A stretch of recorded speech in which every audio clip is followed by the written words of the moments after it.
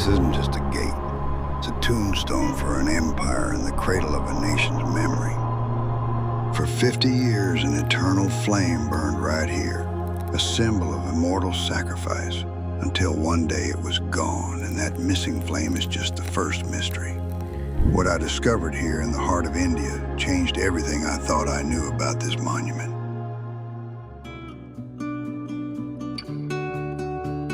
That empty space is what brought me here. But it led me to two even bigger questions.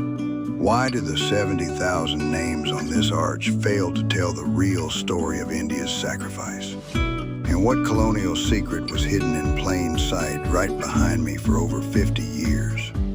The answers rewrite the history we've been told. Stick with me, because piecing this story together took me from dusty archives to the silent lawns of a brand new memorial, all to understand the difference between a monument and a memory. I've stood here as a tourist before, but this time was different. This time I came for the story.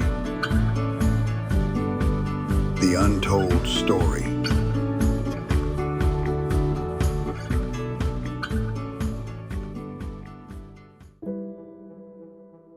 So the first question we have to answer is the most recent. Did India just forget its fallen soldiers by extinguishing a 50-year-old flame? The story of that flame, the Amar Jawan Jyoti, began in 1971. It was lit to honor the soldiers who died in the war that liberated Bangladesh. For half a century, its inverted rifle and helmet were a sacred symbol. But look just a few hundred meters away. This is the National War Memorial, inaugurated in 2019. While India Gate was built by the British for soldiers of the empire, this was built by a free India for its own. But you can't have two eternal flames. A nation can't have two hearts for its soldiers. A choice had to be made. So the flame wasn't extinguished, it was merged. It was given a new home here, at the center of concentric circles of honor, surrounded by the names of every soldier who has died for India since independence. It wasn't an act of forgetting, it was an act of completion. But completing the story of post-independence soldiers only highlights the bigger, older mystery carved into the stone itself. We're told India Gate honors the 70,000 Indian soldiers who died in World War I. Their sacrifice was immense, fighting for the British Empire in the trenches of France and the deserts of Mesopotamia. But here's the untold part. Historians estimate that the total number of Indian soldiers who died or went missing in that war is closer to 74,000.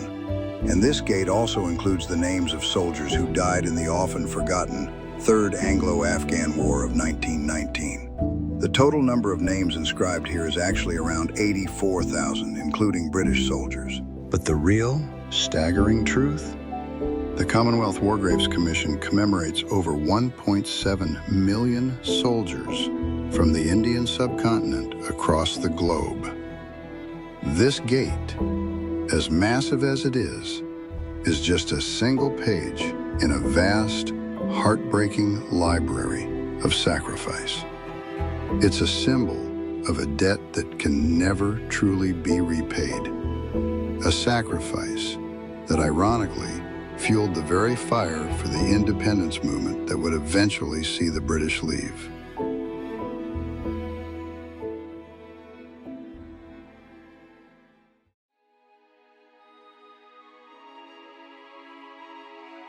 But the final secret of India Gate isn't about what's written on it.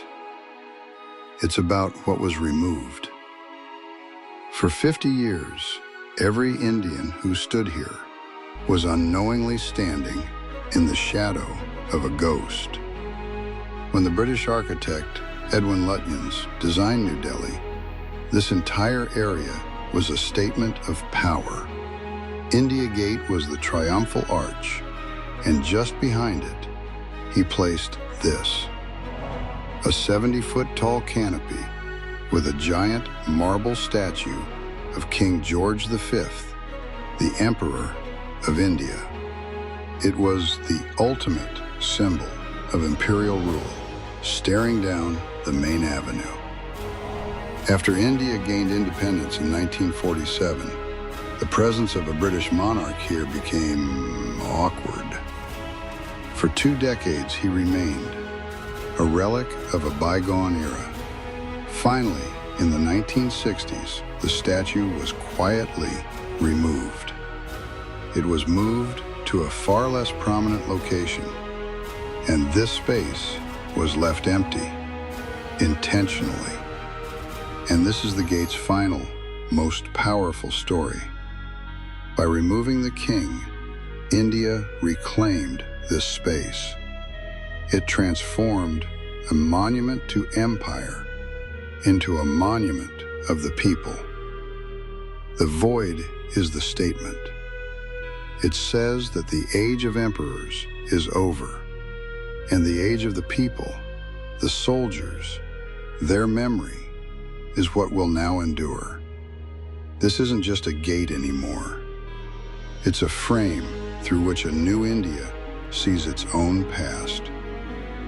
I came here to find the story of a missing flame, but I found the story of how a nation reclaims its own narrative by adding new memories, by understanding the true scale of old ones, and by choosing what symbols to leave behind. Just a few kilometers from here lies another monument, a much quieter, simpler place. But it's where the story of modern India's soul was forged in fire. It's Raj Ghat, the place where Mahatma Gandhi was cremated.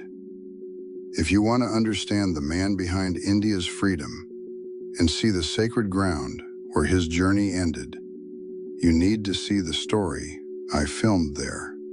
Click the video on the screen now.